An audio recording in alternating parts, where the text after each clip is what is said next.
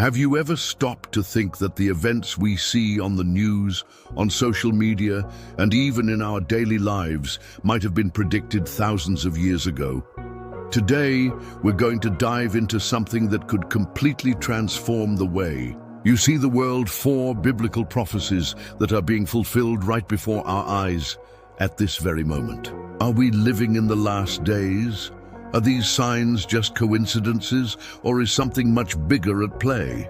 Get ready, because what you're about to discover here might not only spark your curiosity, but also impact your life in a deep and unexpected way.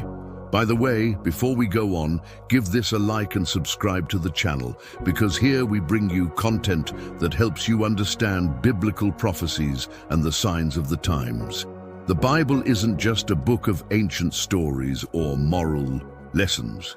It's a prophetic map, a divine revelation that has crossed centuries to guide and warn us. Many of its prophecies have already been fulfilled with astonishing accuracy, like the birth of Jesus in Bethlehem, foretold in Micah 52, or the destruction of Jerusalem in 70 AD, announced by Jesus in Matthew 24. But what we're going to explore today is different. These are prophecies coming to life right now in the 21st century, right in front of us. Together, let's uncover these signs and reflect on what they mean for our present and future. Before we begin, we need to understand why these prophecies are so relevant. The Bible didn't give us these predictions just to satisfy our curiosity or scare us. They exist to prepare us, to give us hope, and to connect us with a greater purpose. In 2 Peter 119, it's written, "We also have the prophetic message as something completely reliable, and you will do well to pay attention to it, as to a light shining in a dark place." These words are like a flashlight amid the darkness of our current times, illuminating our path. And the most amazing part, these prophecies aren't vague or generic. They're specific, detailed. And when we look at the world around us, we see the signs aligning clearly. So today, we're not just going to list these events. We're going to reflect together on what they mean, how they connect to our lives, and what we can do about it. Ready? Let's go. Prophecy 1. The increase of wars and conflicts. The first prophecy we'll explore is in Matthew 24:67, where Jesus says, "You will hear of wars and rumors of wars, but see to it that you are not alarmed. Such things must happen, but the end is still to come. Nation will rise against nation and kingdom against kingdom." These words were spoken over 2,000 years ago, but they could easily describe the world we live in today. Let's think about that for a moment. Open any news app. What do you see? Conflicts in Ukraine, ongoing for years and affecting millions of lives, rising tensions in the Middle East, with wars and disputes that seem endless, instability in Africa, where armed groups continue to sow chaos. According to reports like those from the International Institute for Strategic Studies, the number of armed conflicts worldwide has increased in recent decades. In the 20th century, we saw 2 world wars, but the 21st century hasn't been any more peaceful. Small nations turn against great powers, and rumors of wars like nuclear threats or economic disputes are everywhere. But let's go beyond the facts. What does this mean for us? Jesus didn't say wars would be the end, but rather a sign, like birth pains before a birth. In Romans 8:22, Paul writes that the whole creation has been groaning, as in the pains of childbirth, right up to the present time. These conflicts are a reminder that the world as we know it is in transformation. Here's a question for you to reflect on. How do you react to this news? Does it make you anxious, indifferent, or does it lead you to seek a greater purpose? The Bible calls us not to fear, but to trust in God amid the chaos. Maybe that's the first step to preparing ourselves. Prophecy 2, plagues and diseases. Now, let's move to the second prophecy, found in Luke 21:11. There will be great earthquakes, famines, and pestilences in various places, and fearful events and great signs from heaven. Today, I want to focus on pestilences. Think about the COVID-19 pandemic. In 2020, the world came to a halt. Over 6 million lives were lost, according to the World Health Organization, and humanity faced an invisible enemy no one expected. But that's not all.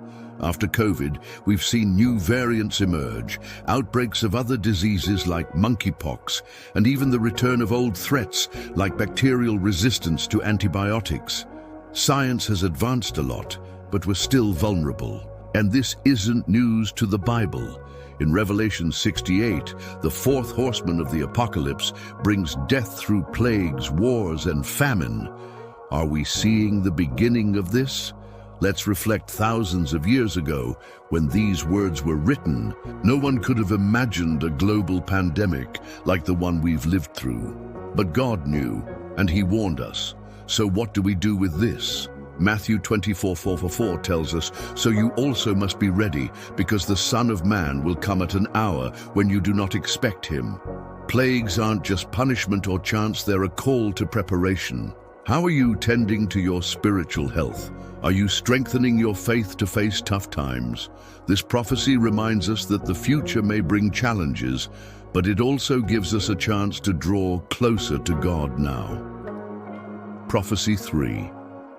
The rise of iniquity and spiritual coldness. The third prophecy is in Matthew 24:12. Because of the increase of wickedness, the love of most will grow cold. Let's break this down calmly. What does iniquity mean? It's sin, injustice, the rejection of God's values. And today you just have to look around. Corruption is in governments, businesses, and even small communities. Violence is rising according to the UN. Global homicide rates remain high in many regions. Lack of empathy is also evident. We see people more connected through social media, but less united in true love. And spiritual coldness? Churches are emptying in many parts of the world. Secularization is advancing, and Christian values are questioned or mocked.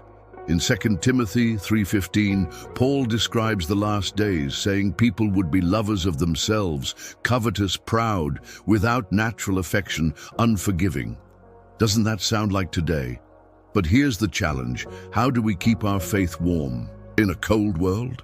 Philippians 2:15 calls us to be lights in the world, shining amid the darkness.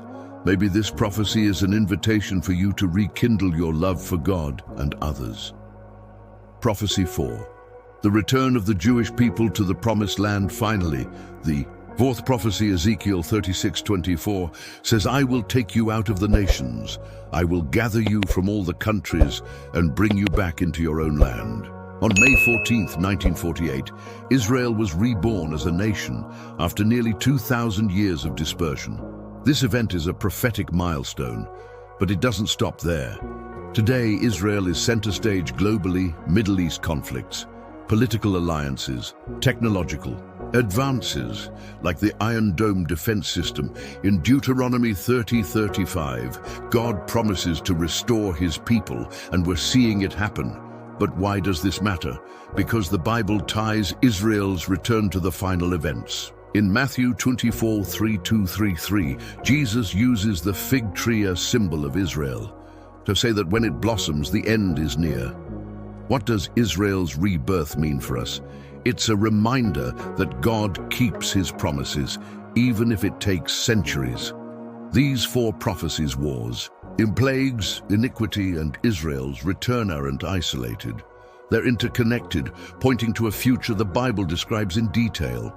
We're living in prophetic times, and what you do with this information is what matters. In Revelation 22:20, Jesus says, "Surely I am coming soon. Are you ready?" If you want to know more, watch our next video, The Signs of the End Times, What You Need to Know. Comment below, I'm ready for the future, and join us on this spiritual journey. God is in control, and the future is in His hands. Keep your faith strong and be prepared.